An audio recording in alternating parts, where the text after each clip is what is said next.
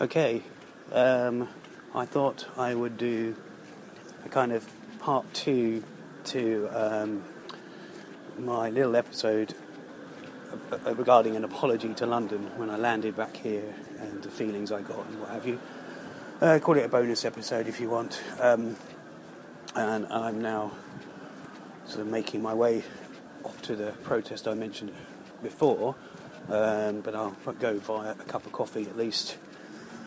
Anyway, and the reason I kind of wanted to do this, the part 2 is one thing I didn't mention is the feeling that the festive feeling maybe, because I'm actually back in England. It's that you can get that Christmassy feeling, which is a good time to come back because it's going to be a downer, come down or whatever you want to call it, coming back. But coming back when it's cold, you already feel the Christmas spirit. Whether you believe in all that or not is another matter. But it definitely feels different. So, as I said, I'm walking, so I just had to say sorry to somebody. I didn't have to, but hey, just my politeness. Which actually, ironically, brings me on to something where people often say, "Oh, why doesn't that person say thank you? Why doesn't that person say sorry?" Talking about other races in London, foreigners or what have you. And you can't. People don't realise that you can't judge the way you are, the way you acknowledge things, our manners. You can't judge them by what we do. We're like that. We do that. Some cultures, they don't say thank you. They don't. Or sometimes they just nod, or sometimes they just walk off. That's the way things are. So that, coupled with I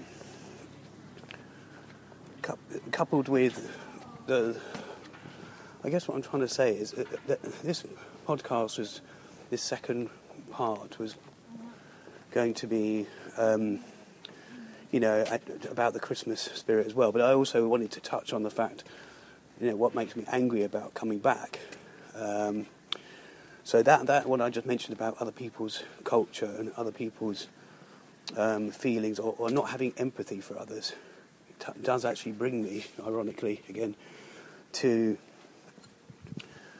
being from England and coming back to England. Because when people say to me, they say, "Oh, you live in England, how great, how wonderful, how brilliant," or whatever.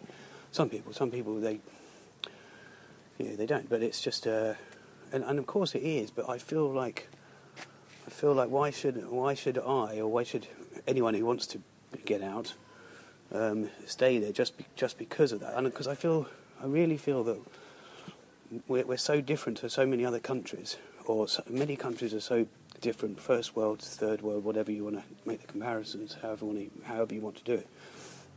It feels like it's not like we're actually going out of our way to share the wealth, share the good things. I know it's easier said than done. You can't just send money to a country and all this kind of stuff, but we're all kind of in a bubble. We're all enjoying it. We all think we're well off. Oh, sorry, we're not well off. We're much better off in many ways, and it's pretty obvious to many people that even people in the third world countries, they know that, and they probably even think we're more well off, and they think that, oh, that guy's got all this money, he can afford to travel to this country, he must be able to spend a fortune. And it's not like that, it's just the way our countries are different, or continents are different. So, yeah, that's what angers me, and that's why, as much as I love coming back, and this is festive feelings, the English air, all this, I love, but there's a love-hate thing with the fact that I don't want to spend all my life in one place, especially a place that's probably, let's call it a land of milk and honey, when that makes it feel very kind of selfish. It doesn't necessarily share that. I mean, we're all spending money like this, nobody's business, when there's countries where people are barely feeding their children barely paying the rent, and barely paying hospital bills, and basically dying. I know people that have had family members in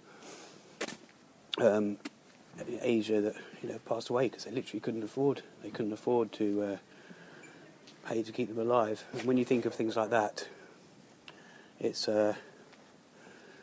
quite distressing to the soul, I guess. It's difficult. It's easy to shut it out, and that's what most people probably do. And they know it's all happening, even if they haven't visited the countries. They know from what they've read. So that's it, really. I mean, as I say, I really wanted to touch on the Christmas aspect, the festive feelings. That was already in the air, so to speak, and that probably made me feel a little bit more welcomed to my country, especially knowing that I've got just a week or so of sort of the daily grind, the work.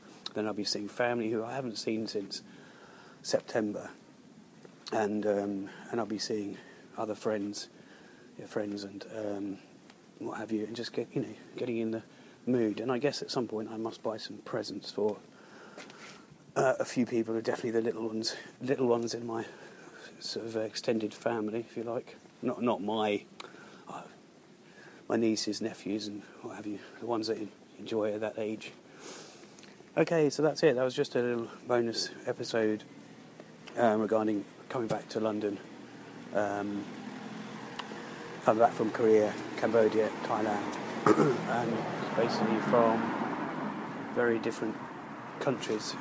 Even those three countries are different in themselves, but it's still very different to England. That's it. So I'll say adios again. Adios.